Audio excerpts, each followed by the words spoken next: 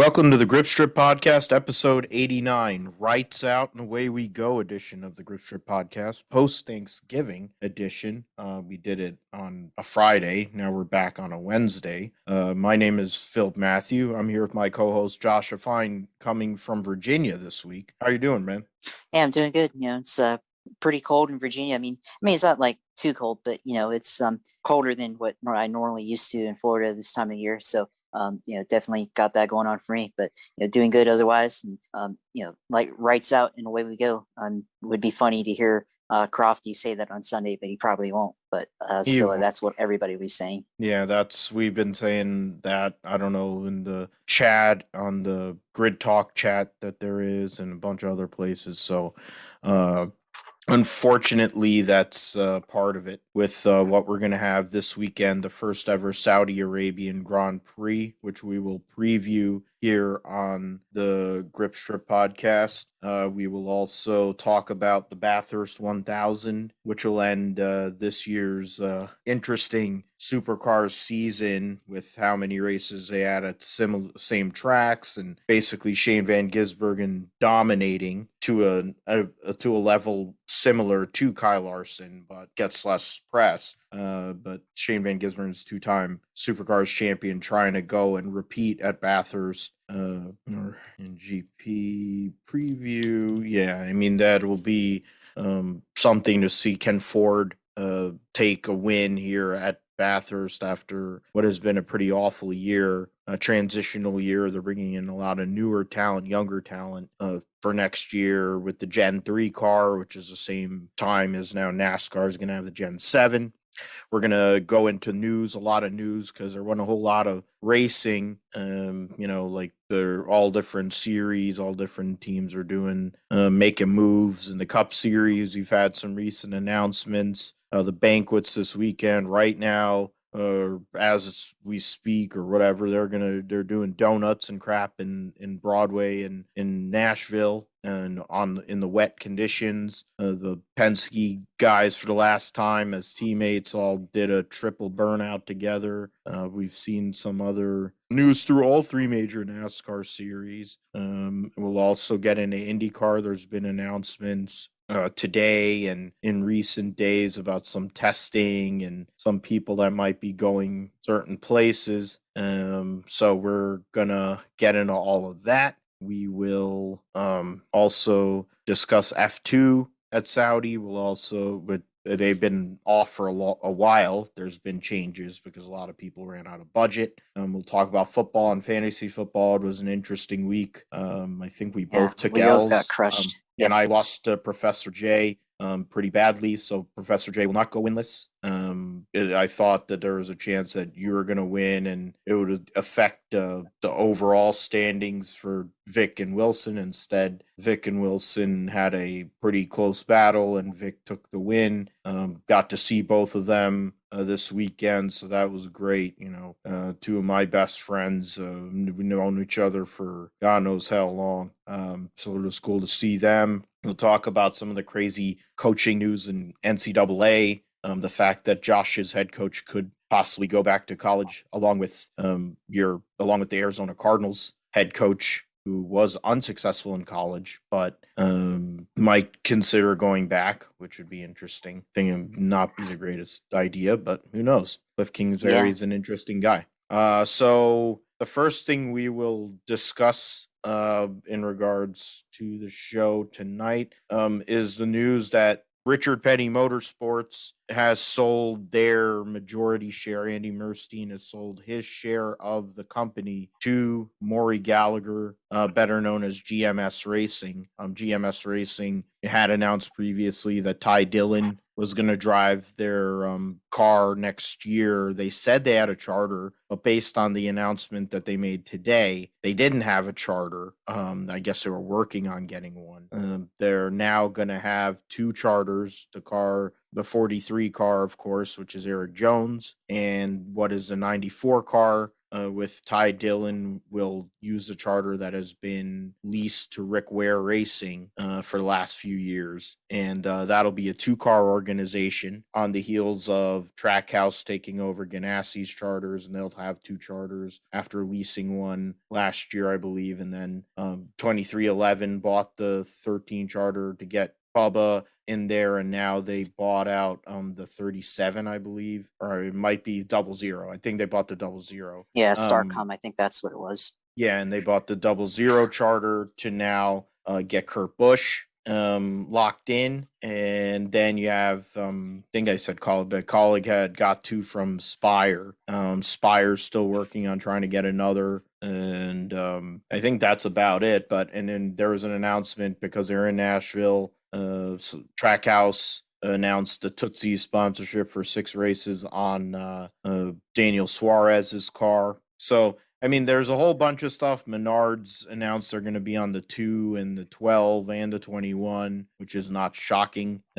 Some other things. We'll get into the Xfinity and trucks here in a moment, but I think the initial piece is the fact that basically, for all intents and purposes, Richard Petty's involvement in some direct form is over. I mean, you can make the case he hasn't really been involved since the Gillette deal or when he got in with Evernham. It's been probably since 2008.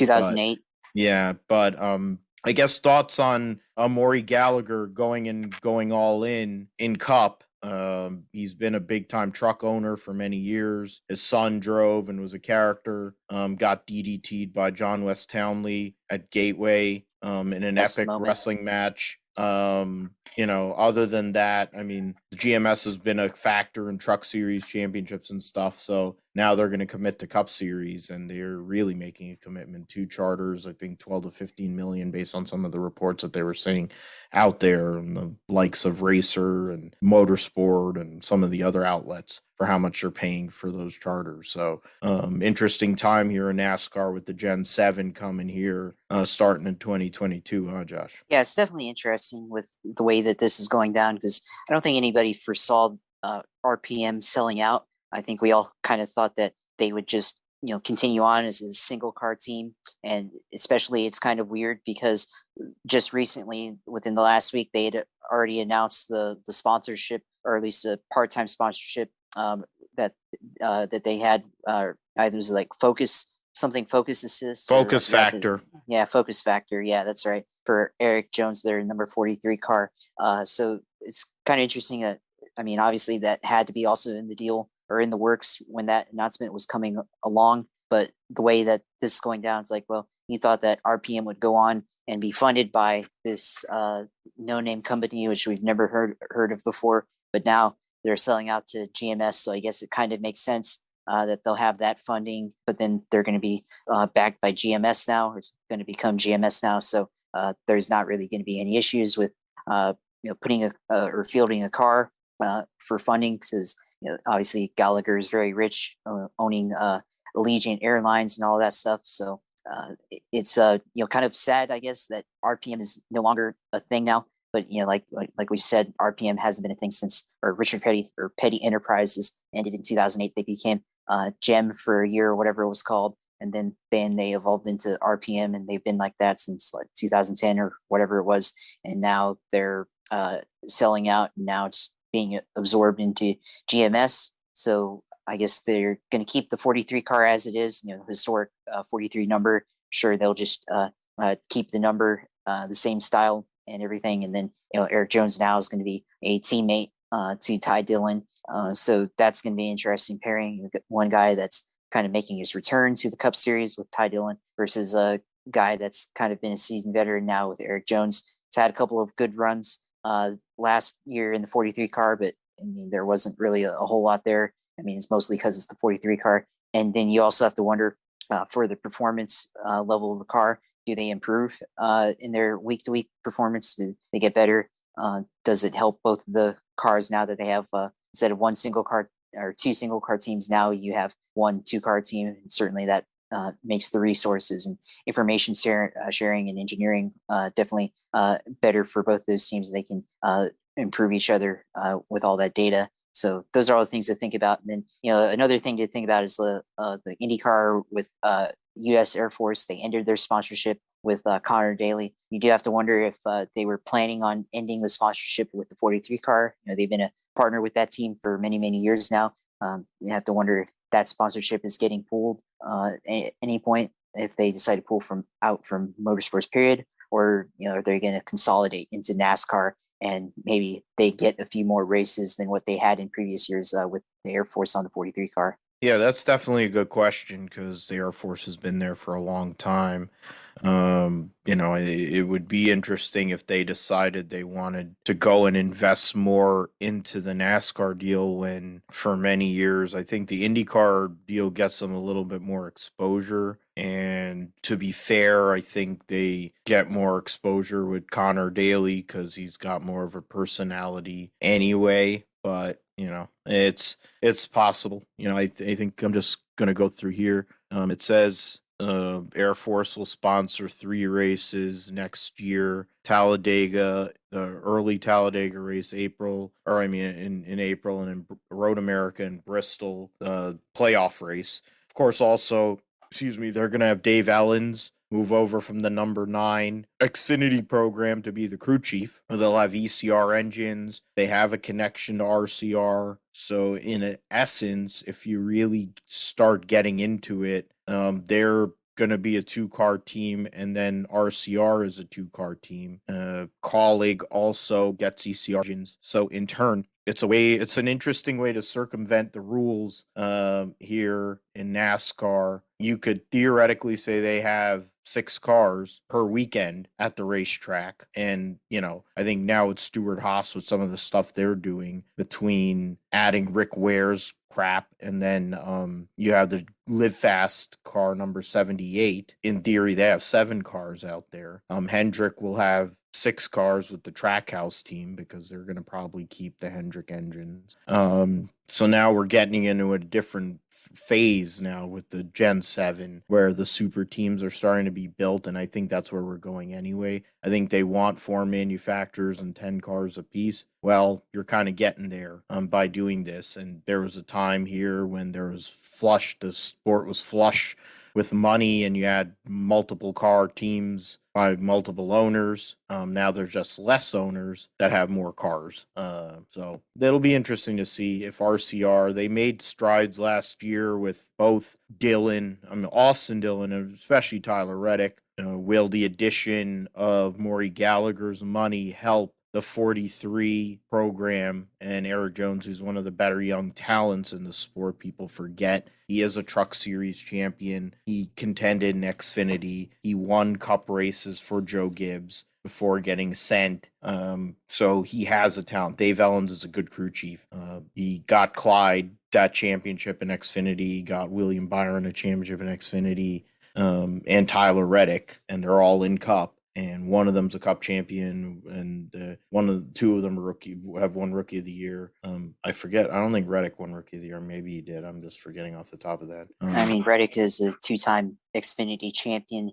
One time with JRM, and then the year after with RCR. Yeah, a year with RCR. Yeah. I don't remember if he won Cup Rookie of the Year. No, I don't think. Oh, Custer won. Custer won last year because by default. Yeah, that's some bullshit. But fact of the matter is, we'll see with that. One other piece that came out that kind of combines the Truck Series part is Front Row Motorsports. They're going to continue in the Truck Series, but they're also going to continue in the Cup Series. There was a point where 2311, we were talking about the whole charter things a few moments ago. There was rumors for a little while, and it looked like that they were going to go and sell out to 2311, and that was going to be the end of Front Row Motorsports. But instead, Michael Hackdow will return for another year in the 34 car, but for the 4th year in a row, which is interesting when I read that earlier on JSQ or whatever.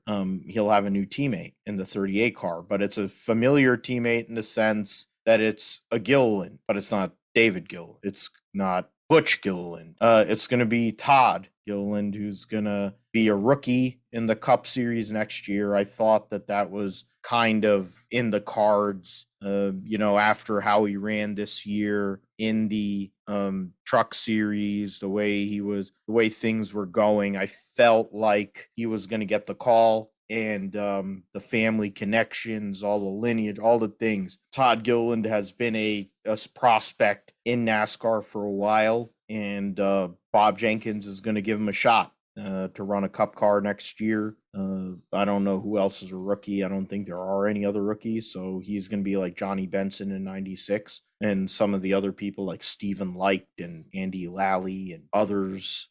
I think Kevin Conway. There's been some randoms. 2010 Rookie of the Year, Kevin Conway. That there's been car. Some, the hard on pill car. Yeah, and then he's like, you had Johnny Benson who had won ASA championship, John Benson Jr. I can't talk like Larry Newber. I wish I could.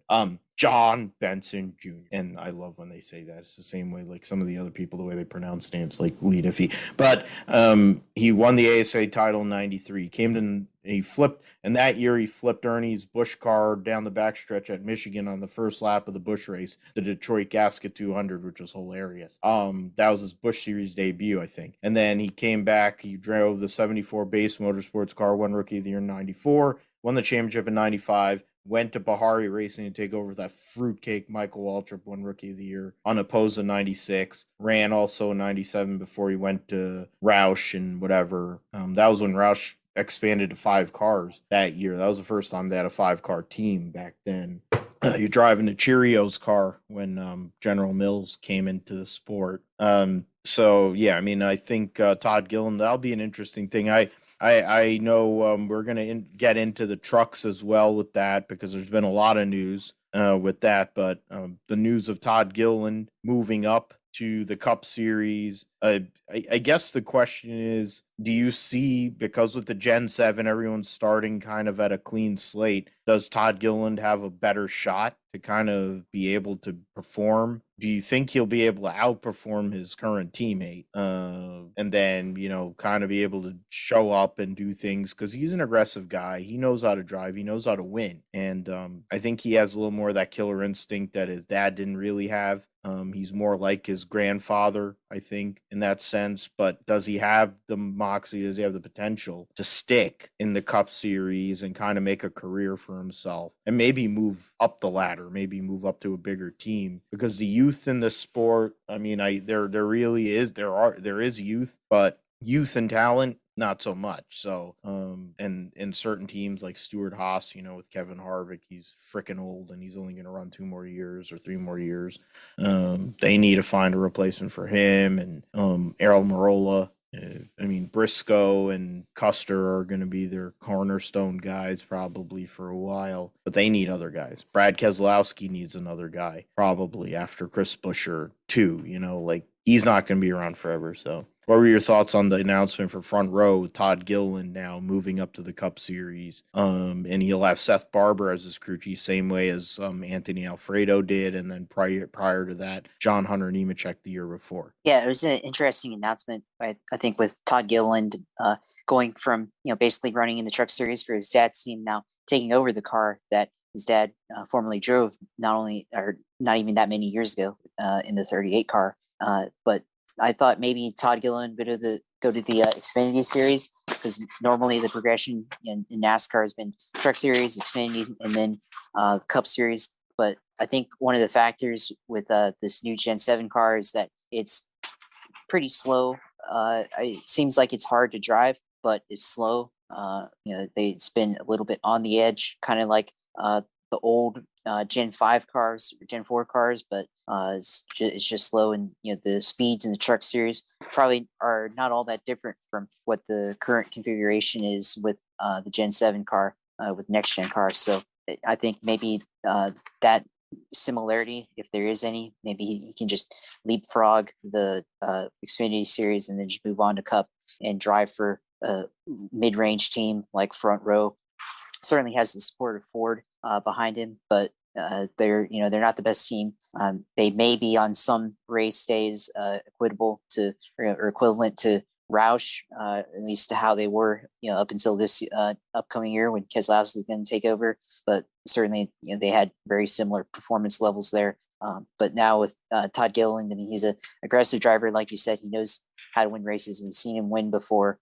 He's probably has a lot more experience knowing how to win than Michael McDowell. I mean, like, the only time Michael McDowell has ever been in position to win, well, he crashed Keselowski and Logano to win the Daytona 500 earlier in 2021. So Todd Gilliland actually knows how to win races. Now we have to see him be able to prove it in the Cup Series. So this could be interesting, kind of like a wild card team, I guess. Like some races they may do really well, finish maybe in the top 10, top 15. And there are probably going to be some other races where they finish outside the top 20. So it's going to be interesting, especially with this new car. There's going to be a lot of variables coming into play. So definitely it could be an interesting, season for him. So far, only rookie. I mean, could be the only rookie of the year if he's the only guy competing on the full-time schedule. So we'll see how that happens if they announce any more rookies, but could be a good potential lineup there. I mean, Michael McDowell, I mean, he's good on super speedways, so he'll definitely be good or a good teammate there. And they have good road course ability there too on some instances. So Gilliland won at Coda. Yeah, and that too. So we could see some of that come into play. So it's an interesting lineup that they're going to have an interesting announcement. So we'll see if there are any more rookies being announced for 2022. Yeah, I mean, based on what's left, I mean, unless somebody does it with Rick Ware, it's going to be hard to see another rookie come up to run full time. I think there might be part-time options here because Loris Hensman's Jacques Villeneuve car will run part-time. There's going to be some other part-time cars. Second College car is going to be a part-time car. But, they're going to run AJ Allmendinger and Daniel Hemrick more than likely, which means they're not rookies. I mean, it's fine. It's not going to be as bad. There's been some bad rookie classes over the years. There's been some, we named a couple, 2, 3 of the worst rookie of the years has ever been in Cup Series earlier. But I think Todd Gilliland, if his thing is don't wreck a lot. If he does that, then he's better than the last 2 guys that were in the car. And especially now with the Gen 7 car, you wreck a lot, it's going to be a big problem. It's going to cost a lot of money. We will see, though, what occurs, what takes place with all of that. In regards to the Xfinity Series, Nashville, I mean, it kind of goes with the Cup Series as well. Nashville Fairgrounds, it looks like starting in 2023, will be back as a NASCAR Big 3 Series track, which will be pretty cool, which will be great. I mean, the SRX ran there and had a great run, and it was the battle of the Elliots. William Clyde Elliott the first and William Clyde Elliott the second. William Clyde Elliott the first had a chance to win, but his son, who was the defending Cup Series champion at that point, went out there in a one-off appearance and won. And so that was and it was a sold-out crowd. They're gonna develop the track and make some improvements, and likely that Nashville Fairgrounds will have probably a triple header coming soon enough. Maybe they'll have 2 races in Nashville. That'll be something. Miguel Paludo will be running in the Star Car number 88 at the road courses with the brand Professional Agriculture. The way that Justin Allgaier says it, I wouldn't know that he says Professional Agriculture because he says it so quickly. But Miguel Paludo will be running the cool multicolored Brandt car next year, which will be number 88. So for Josh, as the junior Junebug fan, he gets the 8 and the 88. 8 with a likely championship favorite in Josh Berry, and the 88 with Junebug and others. I mean, and Josh Berry won he won the late model race last week at Southern National Motorsports Park. And that was that's a late model stock, not the super late or any of the, because so late model scheduling, want to take over the 8. Yeah, Carson Quapple. Well, there you go. That's a name. So Alabama man's kid's driving for JRM. So figure Carson Quapple will be making limited starts here in the 88 car next year. And eventually will be up there.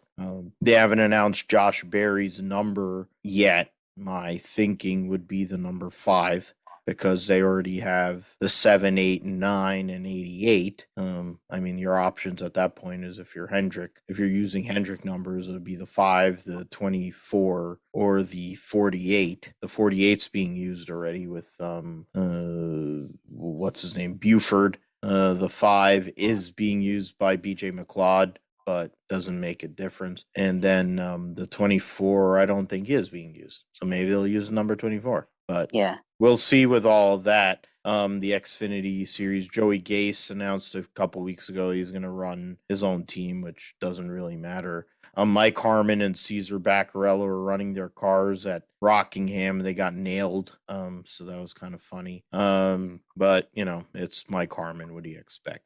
yeah, The winner of the Phoenix Truck Series race for a second win of the year, Chandler Smith, has been re-upped with Safe Light and to drive the number 18. So that'll be a return. Both team drivers and crew chiefs will return in 2022 for the Kyle Busch Motorsports team. And as I open a beer. So that'll be interesting. Will of course John Hunter wasn't able to close the deal and kind of spit the bit at Phoenix. Will he be able to return the next year and get the job done? That's something we'll see. Hattori Racing Enterprises is going to run a 2-truck organization next year. They have basically taken like the half of what was GMS Racing's truck organization and signed them. They're going to have Tyler Ankrum drive the 16 truck with Liuna as major sponsor for most of the year. And then Chase Purdy will be bringing his money with Bama Buggies over to what will be the number 61 truck for HRE. And then all the other random sponsors that over time they put on the truck will probably get in there for both of them. And so they'll have a 2-truck organization. Toyota trying to solidify their situation. It's not like they needed any more help, but now they're going to have 2 Kyle Busch trucks, 2 HRE trucks, and theoretically 4 trucks out of Thor Sport. I mean, I think the only 2 we know that Crafton and Rhodes are going to be back. We don't know who else, if the other 2 or what the situation is with the other 2 trucks. So you definitely have 6 trucks, and most of them are competitive. So those are a couple announcements. And also in regards to GMS, since GMS has been a big part of conversation so far tonight, Zane Smith, who backed his way into the Final Four, will be taking over Todd Gilliland's truck ride at Front Row Motorsports / David Gilliland Racing in the 38 next year. So a lot of shuffling with big rides in the truck series. Tate Fogelman, who hooked John Hunter to win his first career race, will be driving the number 30 for On Point Motorsports next year. So that leaves an opening at Young's Motorsports, multiple openings at Young's Motorsports that probably won't be announced until late January anyway. And then you add also that Spire is going to be running a truck, but nothing else really came out. I think, what is it? It said Bono Mannion's going to be the crew chief. So that's something, but other than that, we don't know who's going to drive. So that'll be interesting to see what happens with that. So there's a lot of moving parts in regards to the truck series right now, considering it's only December. Usually a lot of this stuff starts coming together in January when we come back from our break, Josh, and then they start, all these stories and people start coming together. But there's a lot more movement in the truck series here, and it's interesting. It's good to see, even though GMS is kind of contracting their situation to like 2 trucks with Grant Enfinger and Jack Wood. Some other teams are expanding. There actually seems to be a little bit of health in the truck series at the moment. We're a series that has been hurting for count over recent years. I mean, you're definitely right about that. The truck series, especially with Zane Smith going from GMS going to DGM, or Front row DGM, Crossley. Yeah, front row DGM, basically. Yeah, that's the interesting pairing there. And talking about the way that Zane Smith has been able to race so far in his young career, with Truck Series at GMS. Does the performance go down in the Truck Series with DGM? Although, I mean, he would be one of their better drivers by default on his career alone. So we could see maybe he drives it better than Todd Gilliland has. Maybe he doesn't. So that's going to be interesting, I think. Because I feel like maybe that's a step below the GMS cars, but could be wrong. It's just the drivers just haven't been able to do as much and haven't had as much consistency. So we could see something like that. Young's Motorsports, obviously they're losing Tate Fogelman, but I mean they have development drivers in ARCA. I mean I think what's the one lady racer, the Tony Bredinger, I think that's her name. Yeah, she might. I mean I think I think she moved over to Venturini. Yeah. But then who knows what she's doing. Her and that Regina Striven, they're spending more time together, going to clubs and doing whatever and eating sushi than they are with racing. But I know what you're saying. But there's still an opening. Yeah, there's still an opening there to get into the Truck Series with the team she previously drove for. So that could be possible. But I mean, I'm just throwing names out there, really. With that, they got so many people. I mean, Tate Fogelman came out of nowhere last year, and they put him in a ride. Tyler, what is it? I mean, Tyler Young, whatever. Who's the guy that won? Spencer Boyd won that Talladega race the year before that, or 2 years before that. I mean, I think it's for what the Truck Series is going to be is it's going to be very top heavy. There's going to be a lot of fat on the bottom of the Truck Series. There ain't going to be, once you get past those bigger teams, it's going to kind of look ugly. You're going to have Uncle Norm out there getting black flagged and complaining, and Jennifer Hocobb and them likes, and Tim Vines with his maggot bullshit.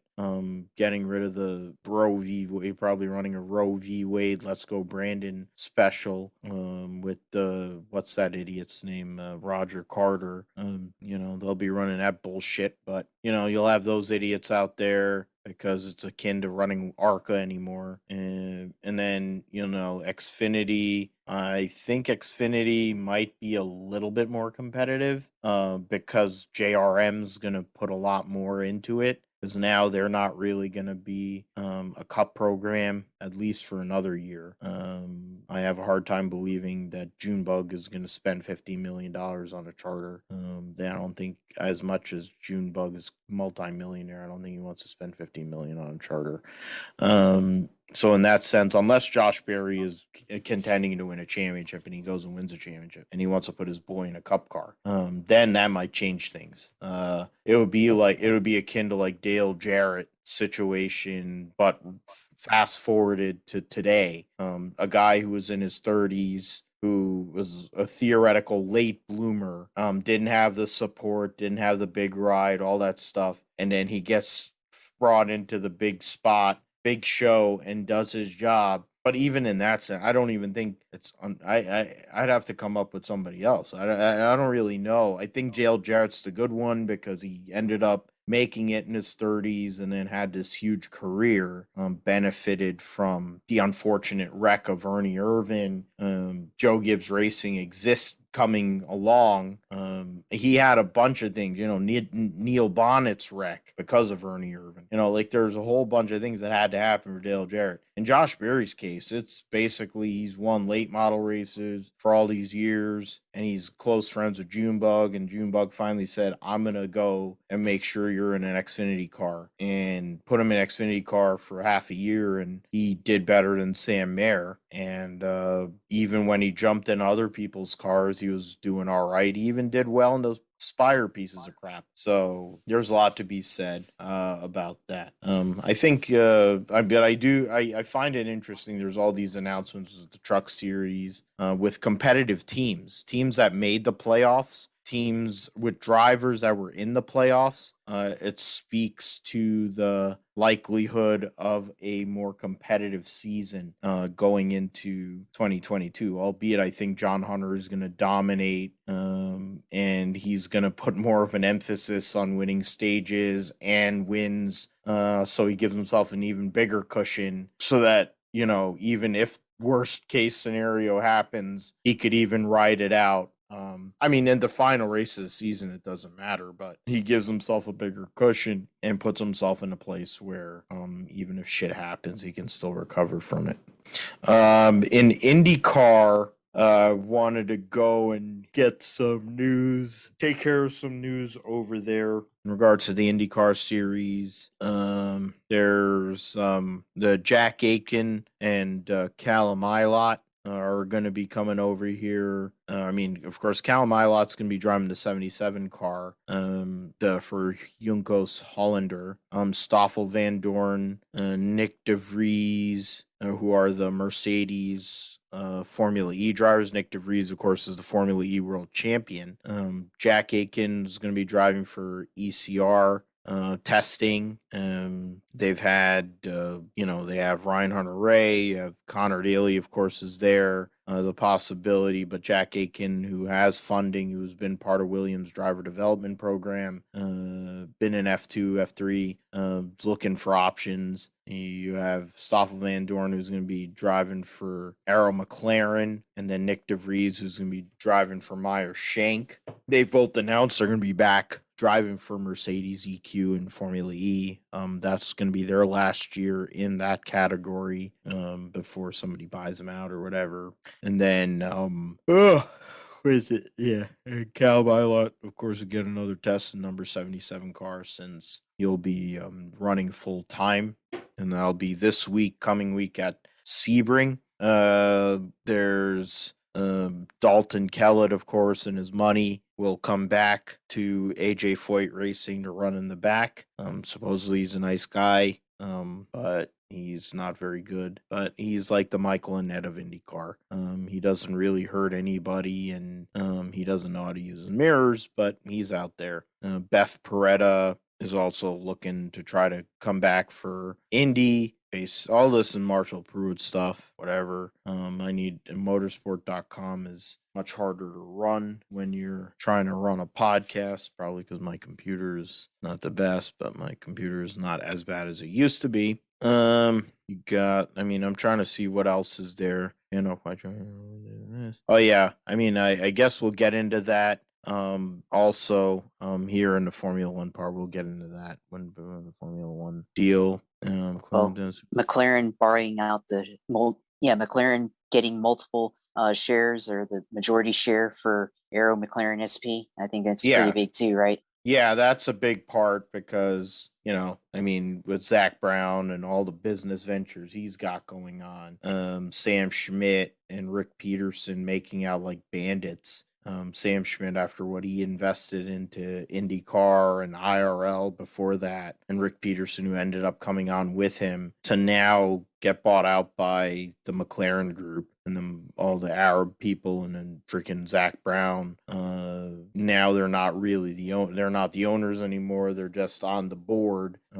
So that's a big money deal there. Figure Arrow is going to benefit somewhat from that too, because it might help, Sam Schmidt walk. It might help other people walk, so that'll be a positive. And in turn, it'll help the organization that looks like they're going to go to a 3-car team, 2 cars full-time. Of course, the Pato Award, who finished in top 5 in points, and Felix Rosenquist, who has shown potential, had the huge wreck at Detroit. And then they're going to run a 3rd car, kind of hoping it's Juan Pablo Montoya, because I'm a Juan Pablo Montoya guy. And I still think he has it, and it would be good for the team. But there's plenty of options out there with all these F2, F3 guys. Could bring back Askew too. Yeah, Askew is out. Askew's running Formula E for Andretti, so he might be on deck, as kind of like a reserve. And I think, that's a good one. It'll be cool, but I think they burned that bridge with Oliver Askew, and I was hoping he would have gotten the Ray Hall ride. They gave it to Jack Harvey, and they put the high V deal with Jack Harvey, and then they're gonna run what's his name from Formula 2, Lundgaard, and bring his money from Europe and Alpine to go and run that car. I think that was a mistake. It's going to end up being, to me, leaving Oliver Askew out there. It might end up that he goes and gets signed by the likes of a Penske or someone, maybe Andretti saves him for the sports car program that it sounds like he wants to do. Michael Andretti said he was like 48 hours away from buying the Sauber team, so it's kind of crazy how that all worked out. Oh look, Chaz Mostert won the TCR title in Australia. Got United Sport, blah blah blah. Okay, I'm freaking tired too. Yeah, I mean, is there any? I mean, I don't know if you have anything on some of those announcements there, Josh, that came along. There's some testing. I mean, the 20 car in IndyCar is probably the most viable car that still isn't announced yet. You have different options. Of course, you have Connor Daly, who drove the car most of the year last year. Ryan Hunter-Reay, who's a champion, an Indy 500 champion, looking to go and keep his career going. And then you have a bunch of European drivers that are readily available. That probably have a lot of cash to come in to go and partner Renus VK for most of the year. I mean, Mike Conway did that many years ago in previous guys of Ed Carpenter Racing and was able to win. There's been other guys that have driven that car and made it into Spencer Pigot and then got into the full-time car. And Spencer Pigot now is, sports car driver too, like Oliver Askew was at times this year and others. Where your takeaways from the IndyCar news here this past week or recent days has come out for 2022. Yeah, I mean, starting off with the 20 car, I feel like maybe Connor Daly might be out of the mix for that. I mean, he doesn't really have a lot of sponsorship with him. I mean, he's definitely should be in that ride still, maybe even full time if Ed Carpenter decided to hang it up. He's definitely got the personality to be in the series.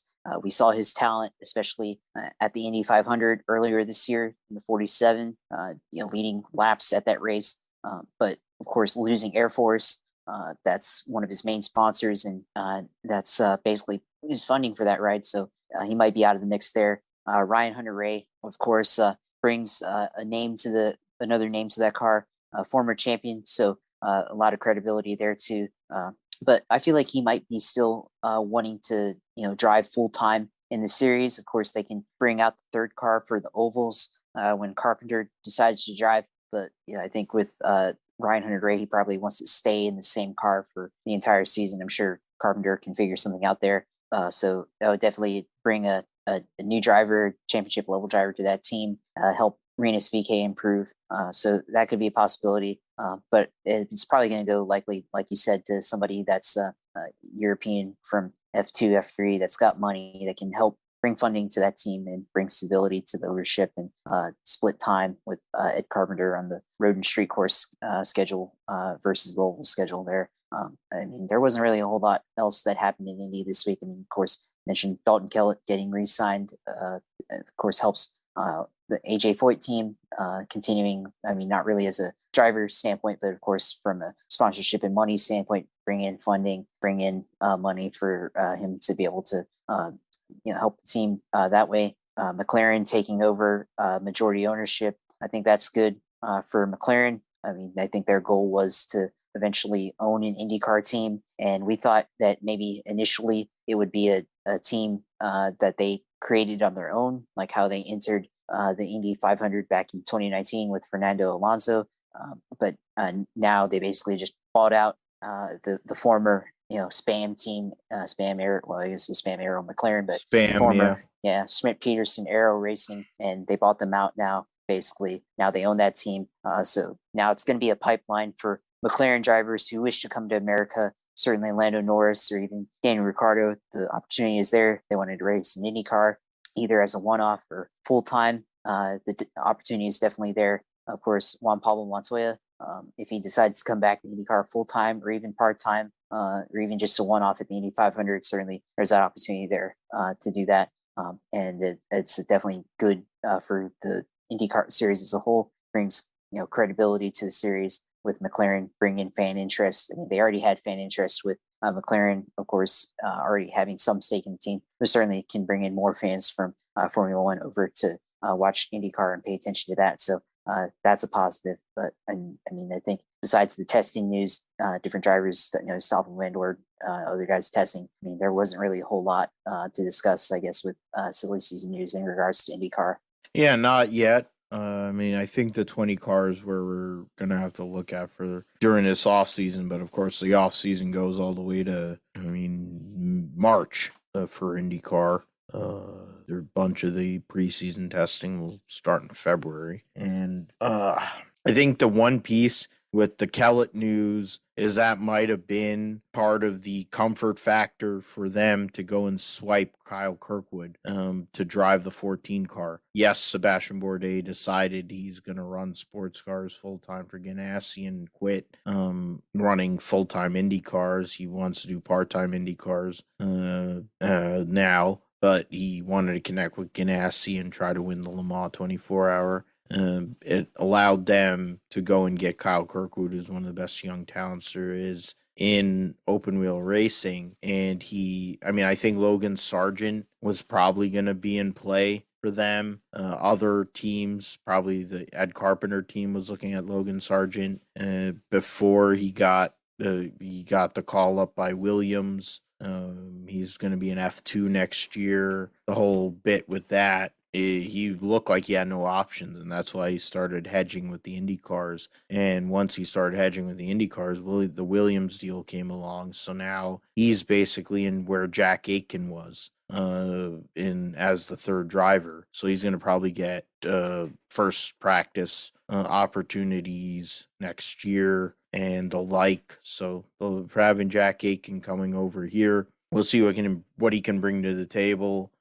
Kyle Kirkwood benefits from the Dalton Kellett move as much as anybody. I think Foyt wants the money. They're probably going to keep him around for a while, as long as they don't crash a lot. And he'll hopefully help them get a car and a driver that can actually compete on a weekly basis. Let's move on to, before we get into GSP, we're actually going to preview the Saudi Arabian Grand Prix Jeddah circuit coming up here. New track, the rights out and away we go. Grand Prix is going to be something coming up this weekend. F1 going to a place where they don't care about rights, but they want to go and take all the money at and so So much for We Races One, right? yeah, the We Races One thing is a joke. We'll see what happens in regards to, I'm trying to bring up the ending schedule. Yeah. STC Saudi Arabian Grand Prix. My time will actually be, wow. So the race is actually going to be at 12:30 to 2:30 for us. So that's interesting. And then qualifying is 12 to 1 East Coast. So I mean, if I somehow or another post this before Saturday, it'll be something. 12 to 1 qualifying. You have 9 to 10 for practice 3. Then on Friday, practice 1 will be 8:30, 9:30 a.m. and 12 to 1 practice 2. And then F2 will be back, which will be something with basically a brand new grid, which we'll get into in the roundup. I mean, we've had a couple weeks break. Lewis has been able to cut into the gap. Question is simple, Josh. Can Lewis continue to cut into the gap and make it interesting at Abu Dhabi in a week's time? And what do you expect from both Lewis and Max? Plus, your picks for this weekend's race and any other standout battles that you may be looking at for a brand new track. We have absolutely no idea what we're going to see here. They're selling it as the fastest street course there's ever been in Formula One. Doesn't look like a whole lot of passing is going to be going on there. So qualifying is probably going to be a big deal here this coming weekend at Saudi Arabia. Of course, they're not going to be laying down a whole lot of rubber, even though they're going to be running the F2 circuit, or F2 as well in that situation. Yeah, I mean, I think for this week at Jeddah circuit, I mean, it's going to be an interesting race that we see. Interesting race weekend. I think for Lewis versus Max, I mean, they both been good all year. At times Red Bull's been really good. They've had a lot of speed. They've had good handling, good pace. But in recent weeks, it's looked like, of course, Mercedes has come back. They've kind of regained back some of their form that they've had in the past. Lewis looks determined to stay in the championship, to win the championship, be the guy with most titles in Formula One racing, most wins. So he's certainly determined to be able to have that opportunity and to take advantage of all that. So I think it's going to be a battle of who's got the best car this weekend. Of course, this track is going to be really fast circuit. May not be a lot of passing, like you said. So it's going to come down to which car has the best pace overall throughout the entire weekend. Not only the fastest lap in qualifying or even the fastest race lap, but throughout the entire race. How much distance can you put on your opponent in this points battle? So for Lewis, of course, if he doesn't win, Max wins the race. He finishes second. Max is going to double his point lead, and it's going to be a lot harder at Abu Dhabi to be able to win the championship. And at that point, Max virtually probably wins the title, but it could be the other way around. Does Lewis win and Max finish at least in second or below? That would tie the championship at the very least, and we would be going into the final race of the season in a dead heat. Certainly, that puts a lot of eyeballs for fans, for TV audience, for Formula One. So that may be what ends up happening here. Lewis tying the championship lead, going to the final race, and it's a winner-take-all race, just like what we see over in the States here in the Cup Series and everything. So that's going to be an interesting factor there. I'm going to go with the hot hand here, picking Lewis to win this race. Certainly, he's had a lot of momentum in the last couple of weeks. They've had a little bit of a break, so there is time to catch up. But I still feel like Mercedes, it seems like they figured something out and keep going on with the momentum there for picking him. So certainly makes the championship race very interesting. And then I think, for as the midfield, I think McLaren looks like, there's not going to be a whole lot of time to recover and, be able to catch Ferrari. And it looks like Ferrari is still going to keep going on their bit of being able to maximize their points and just finish within the points for both of their cars, for Carlos Sainz, Charles Leclerc. So probably looks like Ferrari's got their spot in third place wrapped up in the constructors title. Alpine, AlphaTauri, do they have that opportunity to improve their standing? Looks like Alpine's been on a roll here as well. So going into this new circuit, are they able to continue that? As Fernando Alonso able to finish within the points again? Esteban Ocon, same thing for him. Does he get another points finish? Looks like Pierre Gasly has been struggling. He's been carrying the team for AlphaTauri. Are they able to kind of recover here this Grand Prix and get a little bit more of a respectable finish than they have in past weeks? So I think those are all the things you have to look at for this this team. Of course, we talk about the Williams team. Of course, Sir Frank Williams passing away last week. Of course, rest in peace to him, and all our condolences to Williams family. But how did they race in their first race after that? Of course, they've already been sold to another ownership, but they still have the team name. But still, first race after the team patriarch has been able to no longer here. So of course they want to be able to perform well. George Russell does could have an outside chance to get into the points finish for him. So some of these lower teams, could they provide a surprise finish, especially on a new track? I think that might be something to look out for. But I think overall, going to be just continuing to pay attention to the battle between Lewis versus Max. And that's what it's all about. Can Lewis close the gap, make it to where it's going to be a head-to-head showdown? I mean, it's been a head-to-head showdown all year, but to be fair, can he make it so where whoever wins the race at Abu Dhabi wins the world championship, or is it going to be, is he going to need more help than that? That's something to be determined. Honestly, I want to go with my dude. Josh went with Lewis. I'm going to differentiate just because I don't want to send bad juju and feel guilty about it on Sunday with Lewis. I have no idea what's going to happen. It's a new track. It's very fast. For some reason, I feel like Red Bull has been sandbagging for a few weeks and that they're going to have something for this spot and put themselves in a position where it's going to be almost impossible for Lewis, no matter what he does, to go and overtake. Because at the end of the day, he needs it to be 7 or 8 points. With the way the gap is in points, he needs it to be 7 points or not even 8 points. It has to be 7 points or lower going into Abu Dhabi for him to have a chance to win the world championship.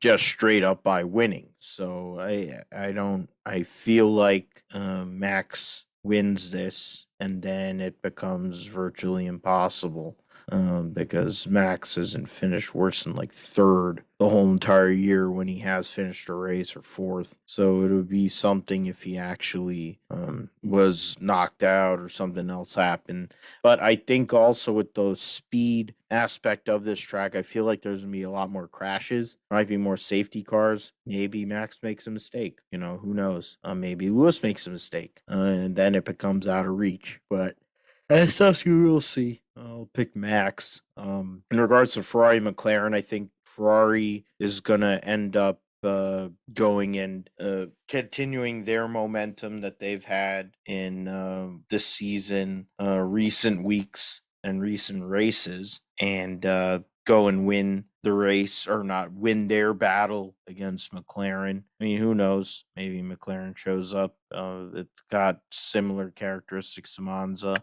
So they could possibly go out there and maybe do something. And Pierre Gasly, who's trying to stay in the top 10 and hold their spot. I mean, Alpine probably is taken fifth in the constructors. Maybe Fernando Alonso likes this track. It'd be cool if he does, because after he liked the circuit in Qatar, he did really well for himself.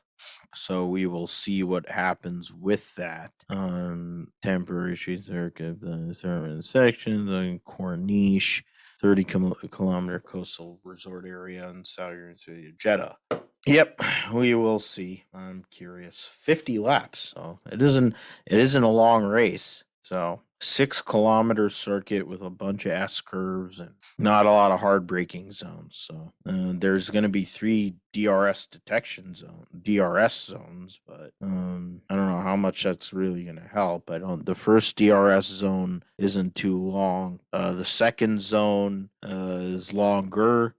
There's really 2 spots: the lead up to the last corner and the lead up to the first corner. And then there's a bunch of BS after. So we will see standings going into driver standings going into the race on Sunday. 8 points between Verstappen and Hamilton for the championship. Bottas is 13 points out of Sergio Perez for third. Lando Norris is 1 point out of Charles Leclerc for fifth. He is 7.5 points behind or ahead of Carlos Sainz in seventh. Ricardo, Gasly, Alonso, the top 10. The constructors standings: Mercedes has a 5-point lead on Red Bull.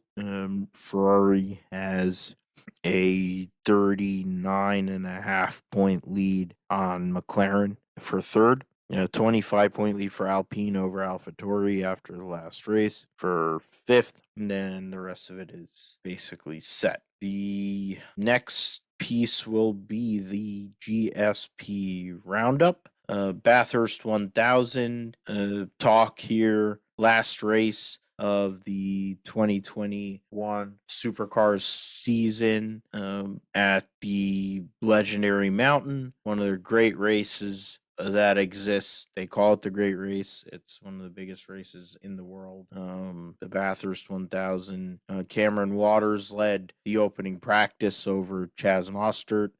They announced that Thomas Randall will be running a Castrol car in 2022.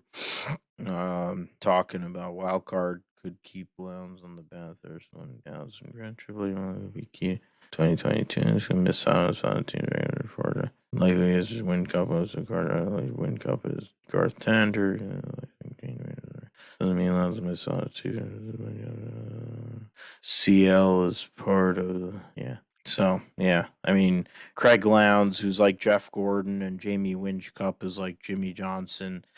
Jamie Winchcup is gonna retire after this race. He's had a legendary career, 7-time champion of the series. So we will see what comes of all that. We'll talk about who won Bathurst 1000. As a Ford person, I hope it is a Ford. It's been a brutal year for the Ford camp. Van Gisbergen and Wincup have dominated Will Davison and has held up the hand for Ford. In third, Mostert drives for Andretti Walkinshaw United, the Old Holden Racing Team, and he's in fourth after defecting from Ford. Waters, Di Pasquale are fifth and sixth for Ford. Burkett seventh. Will Brown, I'm forgetting Will Brown, I think, is a Ford, but I might be wrong. Frosty and Brody Kostecki are top 10, but it doesn't matter. It's Bathurst. It's like winning Indy. It's like winning Daytona 500.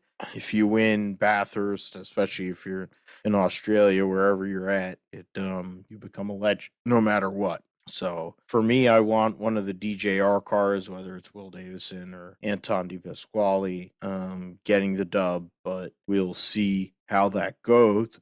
Cam Waters, James Moffitt over Chaz Musser, Lee Holdsworth. The 17 of Will and Alex Davison third. The 44 of James Courtney, Thomas Randall fourth. Frosty Winterbottom, who's a former winner of this race, Michael Caruso, fifth. So 3 Fords and 2 Holdens. Tim Slade, Tim Blanchard, and the number 3 was 6. And then a bunch of Holdens, 6 Holdens after that. Gene Van Gisbergen, Garth Tander. You had Jamie Wincup and Craig Lowndes, Will Brown, Jack Perkins up there amongst the top half of the field going into Sunday's great race at Mount Panorama. In regards to Formula 2, they'll be coming back to Saudi Arabia. I want to go and bring up something here. Formula 2. Sargent set to Piastri and Schwartzman really pushing each other at a title showdown. Carlins and Antonio, they can't be ruled out of title fight either. So Logan Sargent's going to make his F2 debut with HWA at Jeddah. And then Jack Doohan, who finished second in F2 points this year, will make his F2 debut with MP Motorsport for the last 2 rounds. So that'll be interesting. Oscar Piastri has a 36-point lead on Guan Yu Zhou, who will be moving to Alfa Romeo next year. Robert Schwartzman, who's getting a test with Haas here soon. Oscar Piastri, who's going to be the Alpine test and reserve driver next year. Dick Tantrum is going to be running Formula E after this next couple of weeks. Teo Pocher, who's going to be back probably next year. Yuri Vips, Jehan Daruvala, Liam Lawson, Drogovic, and Richard Vishore. Piaget, Ralph Bouchon, Sargent set for F2 debut at Jeddah. That was a couple days ago. 7 back there, he's in third year. Title champion, the Williams Jr. narrowly missed out on championship. Oscar Piastri, then his first victory. So that's cool. Sargent, who's an driver candidate, is also race winner in Formula Renault. Will join, Alessio Delato, who's the worst driver, and he's an idiot. So hopefully he beats that loser here over this next couple of weeks and sends that idiot out of Formula 2. Richard Vishore ran out of money, so Jack Doohan will be running with Clement Novalak at MP Motorsport in F2 for the last 2 races of the year. Likely means he's going to be around next year in Formula 2. Beauchamp remains with Campos. Follow race for Campos and follow 2 round. So that'll be interesting to see. Some changes. And I mentioned that Oscar Piastri, reserve driver 2022. So he has a chance of eventually getting in once Fernando Alonso decides to quit. Callan Williams, Barnall TV is posting trying his 43 program. So that'll be something to see. Logan Sargent is one of the best young talents in the sport. No matter what his nationality is. So we'll see how he does relative to everybody else in this spot. We'll transfer over to football, fantasy football, Josh. Your Jaguars' tough situation against the Atlanta Falcons. It's been a tough few weeks in general, injury rise for a lot of us as fantasy football owners, but in general. So, what were your thinking in regards to football, your Jaguars, and also the fantasy side of things over this past week? Yeah, I mean, for the Jags this past Sunday, I mean, I was disappointed in their effort in the first half. It's 21-3 at the beginning of the first 3 quarters. Basically, defense didn't play as well the past couple of weeks through the through the run game. They let Cordero Patterson run all over him. Hurt me in fantasy because the guy I was playing in my other league had Cordero Patterson. So it was a tough matchup there. But Trevor had a couple good drives towards the end of the game, third and fourth quarter, kind of brought him back into it. So you kind of saw Trevor, what he looked like, or what he could look like in that matchup as a franchise quarterback. We want him to play like, but overall, still disappointing loss. One possession game basically couldn't, and they had the ball with a minute left, and they couldn't bring the ball into the end zone there. So that was disappointing. But they're still able to have a couple good moments there towards the end. Game third quarter, beginning of the fourth quarter. So there's that for the Jags. Trevor just needs help. That's the problem. Just needs help playing football. Needs better receivers. Needs better offensive line. And all that stuff, and better coaching, better play calling. Can't emphasize that enough for the Jags. But fantasy wise, had a 7-point loss in your league. Should not have lost that game. But then I started Cam Newton, and he did not play well. He got benched in that game and played very poorly. So only got like 8 points from Cam Newton. It's disappointing. Should have had a lot more output from him. If I would have started Kirk Cousins, I would have been golden. If I would have started Adam Thielen, would have been golden. So it would have been one game behind to Wilson, who then I'm projected to beat now this week. So could have potentially be tied for second in the Fall Brawl League going into it, have better playoff seeding. But for now, stuck in third. You lost as well. So nothing changed in the top half of the standings there for the most part. You lost to Professor J, get his first win of the year. So I guess not going to have any winless players in this league anymore. But of course, still a long ways to go in this season. Still got a couple of games left regularly, and then being able to go into playoffs, have good seeding there, and have a couple of weeks of that. So it's going to be interesting. My other league, I also lost, like I mentioned. It's been tough in that one, but had a good winning streak come to an end. And now I still have the lead, but need to be able to win the last couple of matchups here, get good seeding for that fantasy matchup. But overall, feel good. I mean, getting Kyler Murray back in my other league, DeAndre Hopkins, so that'd be good. In this league, I picked up the Vikings running back. It's going to be replacing Dalvin Cook. So that's it should be interesting, picking up a good running back for the rest of the year. So definitely need an option there for running back. Probably should have picked up Mark Andrews instead, but that's how it goes sometimes there. But we talk about the NFL stuff as well, the coaching carousel.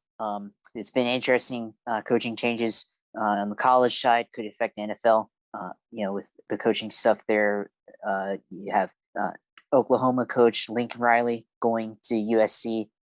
Didn't take the position opening at LSU. Figure he didn't want to play in the SEC. Have to go up against that. And then you saw LSU, Brian Kelly, all of a sudden just getting out of Dodge at Notre Dame. That was definitely a surprise move.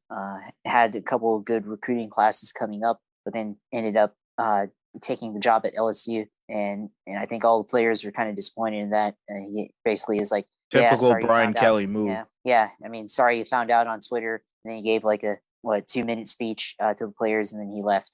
So it's kind of crappy way to go out, but it is what it is. Of course, Ed Orgeron moving on, and at least he was able to go out with the win. But now he's just going to be hanging out on the Florida Panhandle in Destin, great beach city and everything. But that's just where he'll be until he decides to coach again. And then, of course, my school, Florida, we went and signed. I'm now forgetting the name there, but the guy from Louisiana, Lafayette or whatever the hell they call him, University of Louisiana. The Raging Cajuns. Louisiana. Raging Cajun. Yeah, so I'd heard about some whispers about the UF 80 Scott Strickland going over to UF or going over to University of Louisiana to interview this coach, and heard about that, and I guess it came true. So it's going to be a wild card move. He's not a coach from a Power 5 school, so not we don't really know much about this guy if he can produce a winner.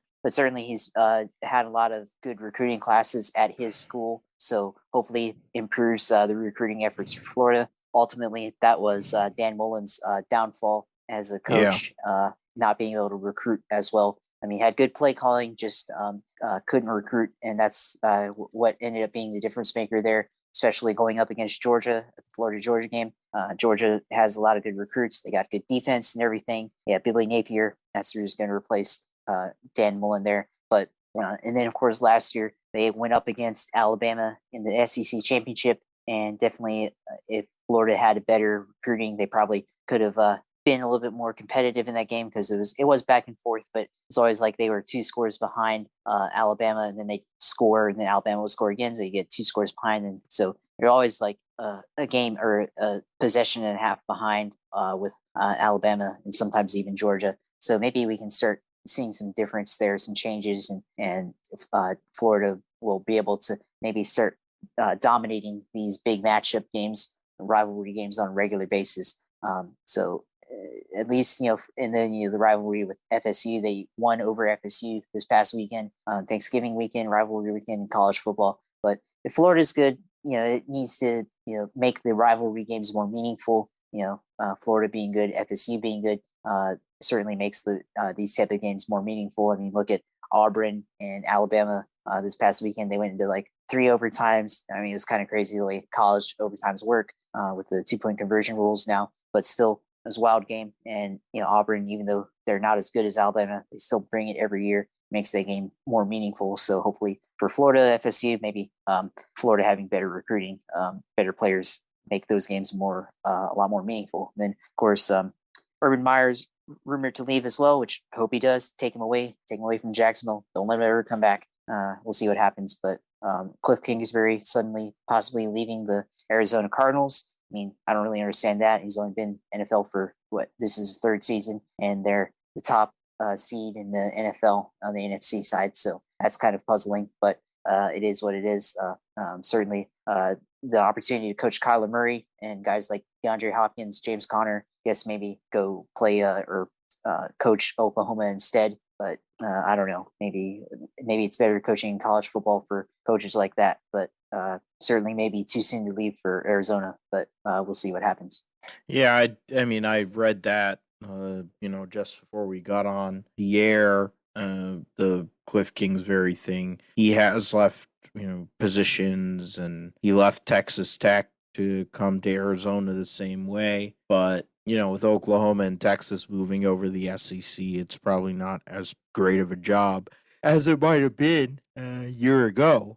Considering how great Lincoln Riley has done, making Heisman Trophy winners, whether it is Kyler Murray, whether it's Baker Mayfield, taking over from Bob Stoops and being able to continue that greatness at Oklahoma, but not to the same level where they're going winning national titles. But we'll see. I mean, it was shocking that that Lincoln Riley signed with USC. You would have thought he would have went to the NFL. But instead, USC opened the bank to him and said, we'll give you whatever you want. And he went. And then Everybody else is kind of stuck. I mean, Brian Kelly has made a habit over his entire career of Irish goodbying teams, and it's funny that he was a coach of the Fighting Irish. He did it to Cincinnati to go to Notre Dame. Now he did it to Notre Dame to go and leave for the program that for LSU to try to beat freaking Nick Saban for an opportunity for a chance to get to the SEC, not only SEC title game, but also get to the national title or the Final Four. So there's a lot of moving parts there. We'll see how that all works out between now and the next episode of the GSP. Josh, before we get into the credits and all of that, I mean, oh yeah, that's right. I took an L to Professor J, who hadn't won a game all year. So I took the big time L, unfortunately, but my standing is still not too bad. I'm in a place to go and make the playoff, albeit it's probably not as good as where I want to be. So that's something that I'll have to go and try to correct relative to the end of the regular season before lost out on Alexander Madison in both of the leagues I'm in, which sucks. But you have to go and deal with the thing with other teams. I mean, Josh, you ended up using a lot of waiver money to go and get a player to try to solidify your team after the whooping that happened for you, which put you back in the crosshairs of myself and other people. Yeah, we end the season, I think, if I'm not mistaken. I think the end of the fantasy regular season, I think we have a matchup. So that could be pivotal in seeding. Yeah, I think at the end of the day, we're probably going to end up playing. I think I said it when you were going and saying you're going to bend me over and fuck me in the ass the first time. And it happened that we're going to play multiple times. And the way things are rolling, I mean, more or less the way everything is rolling, you're going to be the 3, I'm going to be the 4. So it's going to take a lot. It would probably mean I'd have to drop a position. You'd need to have people behind us actually show up. I don't think Nikki is so they're gonna go and use Marcus Freeman as okay, so I'm gonna go, so we'll announce it here that Marcus Freeman, who's our current defensive coordinator, Afro-American gentleman, will end up taking over, who has prospects of being a head coach in other places. People thought he was going to go and take a job elsewhere, depending on where coaches came from. They're going to go. Which team is this? This is for Notre Dame. Okay. Marcus Freeman, their current defensive coordinator, will go and take over as the head coach. You have Marcus Stroman, who's going to end up signing a 3-year, $71 million deal with the Cubs. The LA, what is it there? 83 teams for 82 bowl spots. Nobody cares. The fact that there's freaking 40 bowl games is a joke. College football needs to be standardized. Yeah. I think we don't like each other. And wow, that's interesting. I don't think Gino wanted me on the team. I don't like him. You don't like me. You don't like me. Wasted her time away from me. The first thing, yeah, because Gino, UConn politics, yeah, well, Gino Auriemma's always had issues with players that were non-Connecticut players, so that makes it ready express. I mean, RG3's an idiot. I don't know why anybody gives him time of day. Lockout. Yeah, what is it? Adrian Peterson's going to be signing with the Seahawks, so Josh can probably go and spend waiver budget on that, hoping he'll get 10 yards on 10 carries. I don't need any more running backs. I think I'm good now. Probably should have picked up Mark Andrews in fantasy, then what's his face? Vikram or whatever picked him up. So can't have them all, I guess. But Vikram's made more. Vic's made more room moves than anyone, and then I gave you Austin Eckler, so you're welcome. I get to play Vic this week and take a big L against him, and then I'm going to end up taking an L. You get to play Wilson after he took the L last week. Vic's on an 8-game losing streak or 8-game winning streak, so it's going to be hard for me to come through. But then after I lost to freaking Professor J, who knows, maybe craziness happens here. You are locked into the playoff no matter what happens. Excuse me. And your number one waiver spot. So if you wanted to pick up anybody, you'd be the first choice. You Yeah, I get don't know to how play that Wilson. happened. Oh, you've been patient. You don't make moves. That was you literally. I mean, that's the thing. You literally have only made 15 moves. I'm only the third most active manager this year. Usually, I'm the most active manager, but Vic, ever since he got married, all of a sudden decided he's going to focus on fantasy football. Interesting. So he's made double the moves of myself. Wilson and I usually are the most active guys. So it'll be an interesting battle. The top 4 teams will be playing each other as a preview to the playoffs. And then the 6th and 7th place teams will play each other. Nikki will get to play Professor J. And then the other game doesn't matter. I mean, I guess it does, because if whoever wins that has a faint chance of making the playoffs, but otherwise, we'll see what happens with that. I mean, I hold out that I'm not really going to be able to show up. I don't really have much of a bench this week because Aaron Rodgers and Chuba Hubbard and Aaron Jones are all on bye week, and then Michael Carter, who's on the IR, will not be able to play for a while. So I only have a couple players I can go and fit into specific spots on my team to go against Vic's effort that is basically a juggernaut. He has Tom Brady, Cooper Kupp, Cordell Patterson, Jonathan Taylor. He picked up Andrews, as Josh mentioned, Justin Herbert.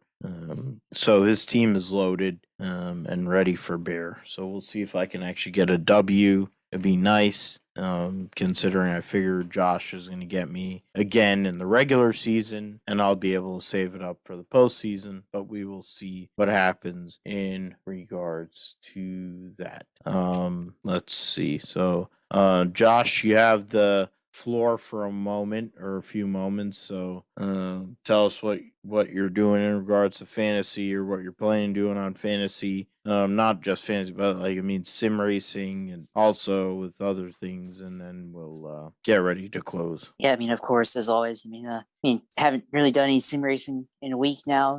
Traveled for Thanksgiving and then had to go on business travel last minute, so haven't been able to do that. But I mean, when I get back, I'll have to do catch up on iRacing and all that stuff. But I mean, other things I'm interested in my life. I do exercise, weightlifting, and there's some guy on YouTube that's been doing squats like every day for the past 2 years, like 2 years straight, and it's a interesting guy. That his guy's name's like Ivan Jurich. I mean, I'll send a link to him after this, and you can watch it. But this guy's been squatting every day for the past 2 years, and he's got a good perspective. Not only on just like sports, working out, whatever, but also on life, and how to approach things and approach problems and everything. So I like listening to him, seeing what he has to say. But 2 years, that's a lot to be able to do exercises every day, like squatting. That's a lot. He does like 400, 440 pounds squatting, and he can pull like I don't know, like at least 500.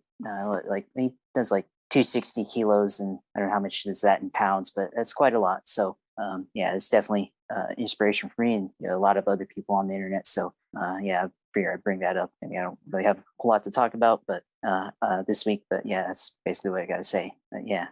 As always, the Twitch stream. Follow the Twitch stream on twitch.tv/usailor2, and then Twitter when I'm on. At JP Helfine on there, at Twitter at JP Helfine. So go look up me on there, and we can talk, shoot the BS, and talk about football and all that stuff. I mean, last 2 weeks of F1, talk about that. So that's where you can find me. And as always, thanks for accommodating me this week. Of course, it was a little bit different this week, but appreciate being able to have me on the show as always. Yeah, I mean, always the point is you're my sidekick, you're my bro, so it doesn't matter I was kind of shocked we were doing it today. I was thinking we were going to do it in a couple days, but getting it out of the way is not a bad thing. The way things have been going, I think it'll be something to see what comes of this classroom over the next few days, since how things are going in there. In regards to Vic, for me, it's gonna be hard to beat him, but I'm gonna put up a fight. For the other people that are like, I'm trying to think of who has what, but yeah, I mean, in regards to football, the Niners have won multiple, 2, 3 games in a row. They could bury the Seattle Seahawks this weekend at Levi's and leave them for dead. But I fear Seattle in this spot. Players and the members, whatever, they'll go out there and actually do what they have to do, and in turn, they'll be able to do what they have to do in regards to getting the food, doing that for themselves. So it's something that we'll have to see in regards to what happens with the results.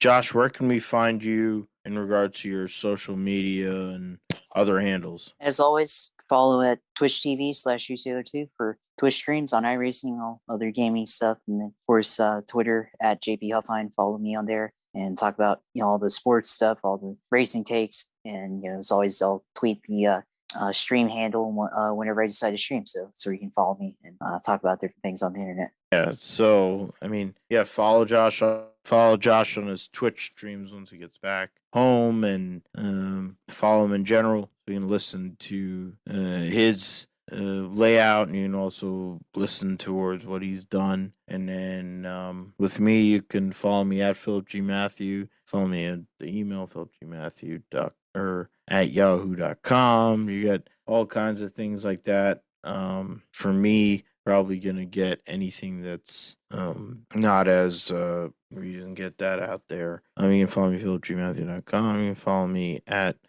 Philip G. Matthew. From there, go and take pain, go and do whatever we have to do to get ourselves out of there and move forward. We'll be back next week on the GSP to discuss 49ers, Jacksonville, Formula One at Jeddah, and see if Lewis Hamilton has kept it. Championship battle going into that race next week. So if you don't have anything, Josh, I'm gonna go and close the show. So thank you as always, brother. And everybody have a good evening and a good week before we come back next week to go and bowl.